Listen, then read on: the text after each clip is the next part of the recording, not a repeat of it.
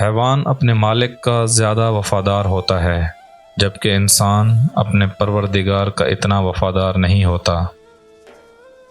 حضرت حسن بصری رحمۃ اللہ علیہ فرمایا کرتے تھے کہ کتے کے اندر 10 صفات ایسی ہیں کہ اگر ان میں سے ایک صفت بھی انسان کے اندر پیدا ہو جائے تو وہ ولی اللہ بن جائے۔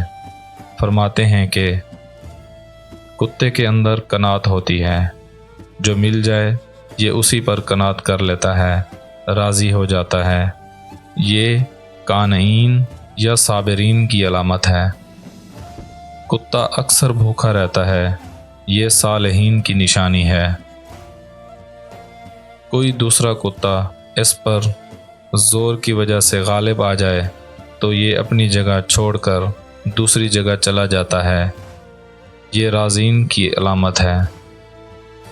اس کا مالک اسے مارے بھی تو یہ اپنے مالک کو چھوڑ کر نہیں جاتا، یہ صادقین کی نشانی ہے۔ اگر اس کا مالک بیٹھا کھانا کھا رہا ہو تو یہ باوجود طاقت اور قوت کے اس سے کھانا نہیں چھینتا، دور سے ہی بیٹھ کر دیکھتا رہتا ہے، یہ مساکین کی علامت ہے۔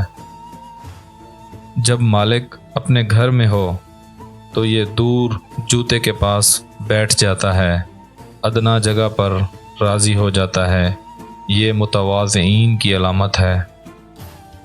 اگر اس کا مالک اسے مارے اور یہ تھوڑی دیر کے لیے چلا جاتا ہے اور پھر مالک اسے دوبارہ ٹکڑا ڈال دے تو دوبارہ آ کر کھانا کھا لیتا ہے، اس سے ناراض نہیں ہوتا، یہ خاشعین کی علامت ہے۔ دنیا میں رہنے کے لیے اس کا اپنا کوئی گھر نہیں ہوتا، یہ متوکلین کی علامت ہے۔ رات کو یہ کم سوتا ہے، یہ محبین کی علامت ہے۔ جب مرتا ہے تو اس کی کوئی میراث نہیں ہوتی، یہ زاہدین کی علامت ہے۔ غور کریں کہ کیا ان صفات میں سے کوئی صفت ہم میں بھی موجود ہے؟